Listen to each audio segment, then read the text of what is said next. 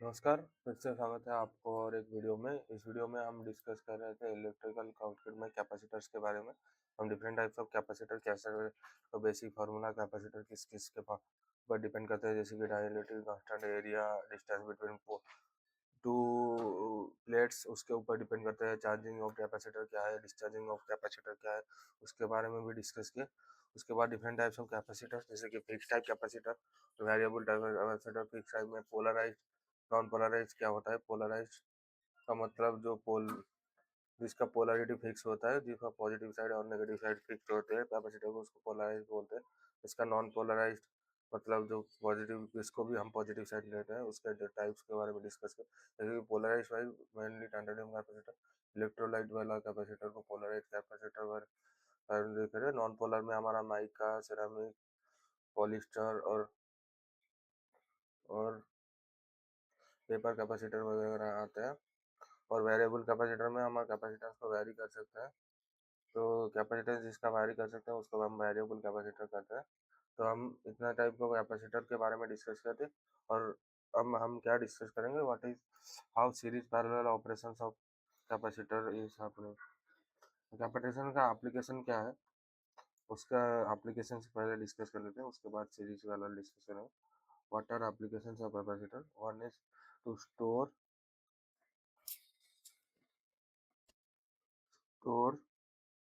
charges and discharge when it is required. Discharge when it is required, ये एक application है capacitor का। AC के सिग्नल को ब्लॉक करता है और डीसी सिग्नल को अलाउ करता है।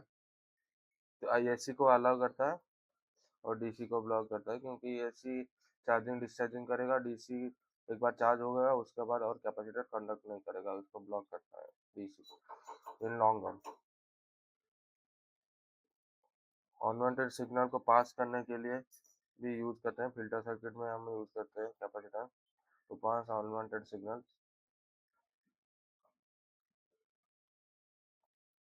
टाइम डिले सर्किट में, टाइमर सर्किट में जो हमारा कैपेसिटेंस का ट्रांजिएंट प्रॉपर्टी उसे यूज करके हम टाइमर सर्किट में भी यूज करते हैं। ऐसे टाइमर सर्किट में कैपेसिटर, और ट्यून सर्किट जहाँ पे रेडियो फ्रिक्वेंसी ट्यूनिंग वगैरह, उसमें भी कैपेसिटेंस यूज करते हैं ट्यून सर्किट।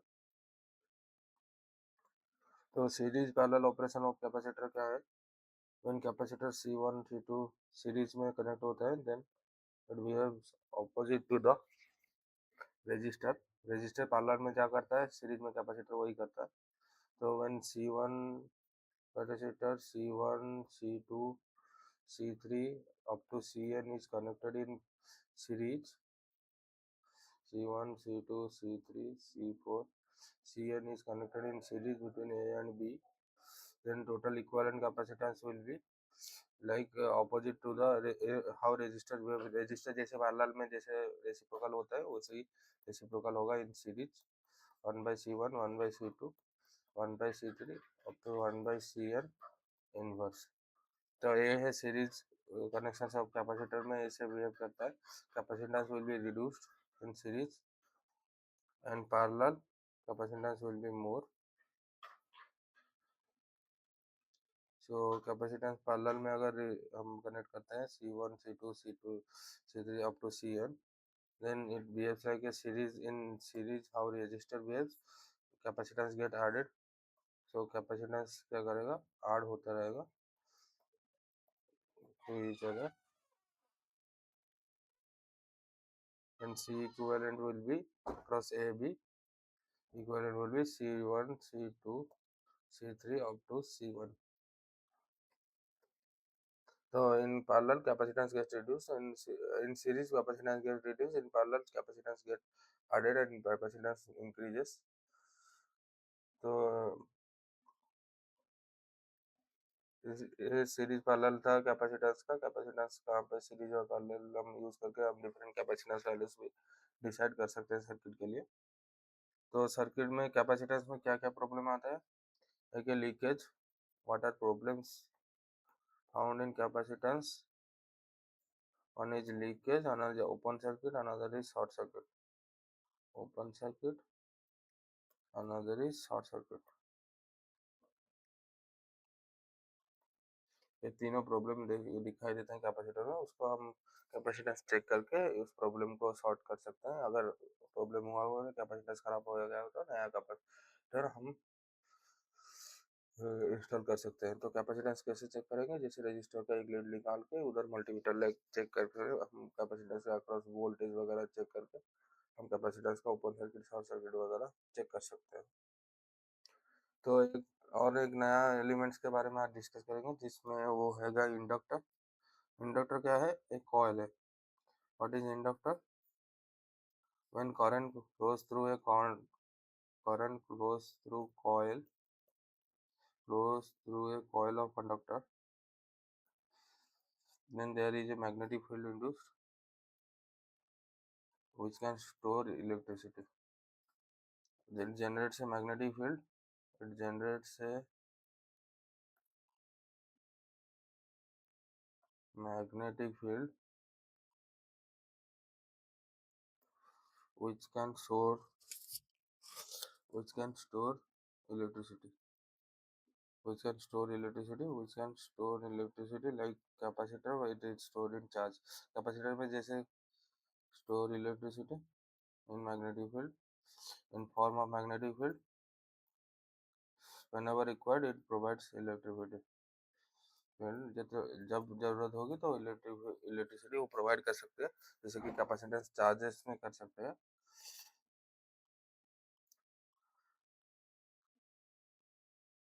एंड ये क्या करेगा, opposite force, it opposes the force of current, change in current, opposes the change in current, opposes the change in current. तो ये जो प्रॉपर्टी है उसको हम इंडक्टेंस बोलते हैं। The property is to induce magnetic field and it opposes the changes current. That property is called inductance। जो ये behavior दिखाता है इसको हम इंडक्टर बोलते हैं। Device which shows this behavior is known as inductor।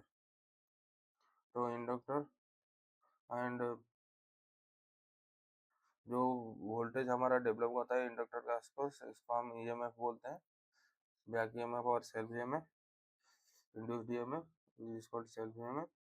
और इंडक्टेंस का यूनिट क्या है, Henry. Unit of inductance is in Henry. Inductance का यूनिट क्या होगा, हेनरी होगा। तो हम मिली हेनरी क्या है, 10⁻⁻⁻ माइक्रो हेनरी क्या है उसको हम देख। Milli micro henry is equal to 10⁻⁻6 henry. Milli henry is equal to 10⁻⁻³ henry. तो there are two types of inductor generally. Inductor के दो टाइप्स होते हैं, एक है फिक्स टाइप इंडक्टर और other is variable type inductor. One is fix type inductor, another is variable type.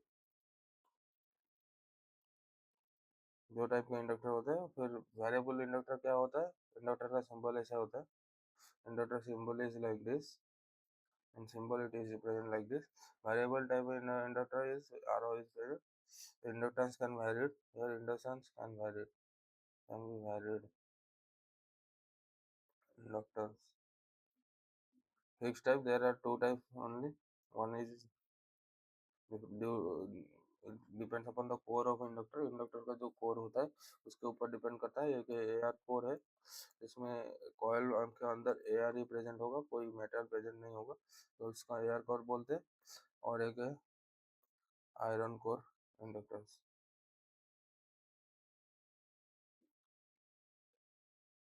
Inductance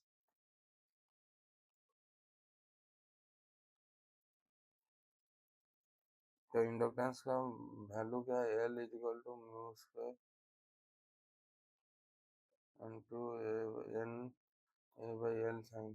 I think ये formula होगा, इंडक्टेंस के ऊपर डिपेंड करेगा। तो एरिया के ऊपर इंडक्टेंस बढ़ता है, लेंथ अगर बढ़ाएगा इंडक्टेंस घटता है। तो इंडक्टेंस के ऊपर ऐसे डिपेंड करता है, नहीं उल्टा लिख दिया sir, L by A sign होगा। इसे इंडक्टेंस का फॉर्मूला होगा, तो इंडक्टेंस के ऊपर डिपेंड करता है। और म्यू है मैग्नेटिक जो हमारा मैग्नेटिक ससेसिबिलिटी, उसके ऊपर इंडक्टेंस भी डिपेंड करता है। Depend upon core of metal, metal के कोर के ऊपर डिपेंड करता है। तो ये था इंडक्टेंस का फॉर्मूला। लेंथ इंक्रीज होगा तो इंडक्टेंस बढ़ेगा और एरिया इंक्रीज होगा तो इंडक्टेंस घटेगा। तो ये है इंडक्टेंस फार्मूला। जैसे कि हम रेजिस्टिविटी और कैपेसिटेंस का फार्मूला देखे थे, तो इंडक्टेंस का फार्मूला लिखा। इंडक्टेंस का एप्लीकेशन कहाँ कहाँ पे है उसका हम देखते हैं। हमारा जो ट्रैक मशीन में इंडक्टेंस का एप्लीकेशन, हाइड्रोलिक सर्किट में जो हमारा प्रोपोर्शनल वाल्व और जो भी सोलेनॉइड ऑपरेटेड वाल्व होगा, in solenoid it is inductance only. Solenoid operated valves के बीच में हमारा इंडक्टेंस यूज होता है। इलेक्ट्रोमैग्नेटिक रिले भी में जो कॉइल यूज होता है that is also inductor. Electromagnetic relay, इसमें जो कॉइल यूज होता है नो एनसी कॉन्टैक्ट को ऑपरेट करने के लिए, उसको भी इंडक्टर्स बोलते हैं। सनडाउन कॉइल इंजेक्शन इंजन में जो सनडाउन कॉइल होता है उसका जब इंजन का ईसीएम वगैरह पड़ेगा, इंजन में जो शटडाउन कॉइल होता है उसको भी हम इंडक्टेंस बोलते हैं। और फिल्टर सर्किट में भी हम इंडक्टेंस का यूज करते हैं। In filter circuits use inductance. In oscillator circuit also we use inductance. Oscillator circuit में भी हम जो फ्रिक्वेंसी जनरेटर वगैरह होते हैं उसमें भी हम इंडक्टेंस यूज करते हैं। Tuning circuit and choke coil of tube light को चोक कॉयल में भी हम इंडक्टेंस यूज करते हैं। Transformer also it is inductance based only. वो ट्रांसफार्मर क्या करता है, हमारा इलेक्ट्रोमैग्नेटिक इंडक्टेंस के बेसिस पे काम करता है। तो मोटर जनरेटर भी में हम इंडक्टेंस यूज करते हैं in field side other properties. Field generate करने के लिए जो भी हमारा कॉइल यूज होता है उधर भी इंडक्टेंस प्रॉपर्टी यूज होता है। तो ये था डिफरेंट एप्लीकेशंस ऑफ इंडक्टर। अब series and parallel connections of inductors के बारे में डिस्कस करेंगे। It behaves like resistor, resistor जैसा होता है उससे ही बिहेव करता है इंडक्टर। इंडक्टर का सीरीज कॉम्बिनेशन कैसा होता है, if we connect multiple inductors in series then inductance get increases। जैसे कि हम अगर L1 L2 L3 Ln तक inductor across 2 plus A B across inductor लगाए तो equivalent inductance will be L1 plus L2 plus L3 up to Ln। Series combination में ऐसे behave करता है। इन पैरेलल कॉम्बिनेशन में parallel inductor behaves same as to resistor, resistor जैसा है। resistor is direct proportional L and A, inductor is also direct proportional to L and A, then inductor in parallel also behaves like resistor।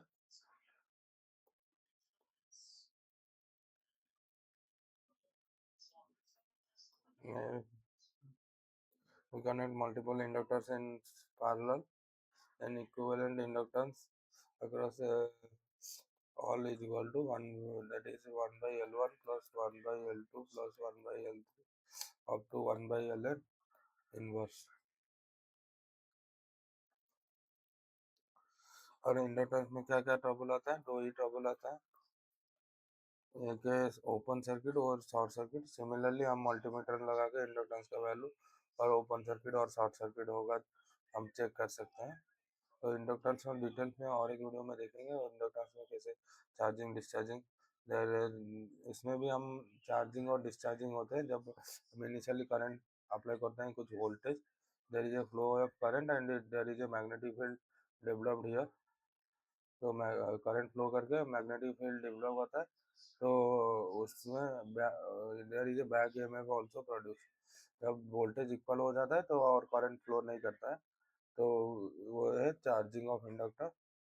Like that there is when inductor is connected to load it is charged then current flows in opposite direction. जब एक load के across inductor flow करता है तब current जो stored होता है magnetic field में वो ऑपोजिट डायरेक्शन में मूव करता है, वो इसको बोलते हैं डिस्चार्जिंग ऑफ इंडक्टर। तो जैसे कैपेसिटर में चार्जिंग डिस्चार्जिंग था इससे इंडक्टर का भी डिस्चार्जिंग चार्जिंग होता है।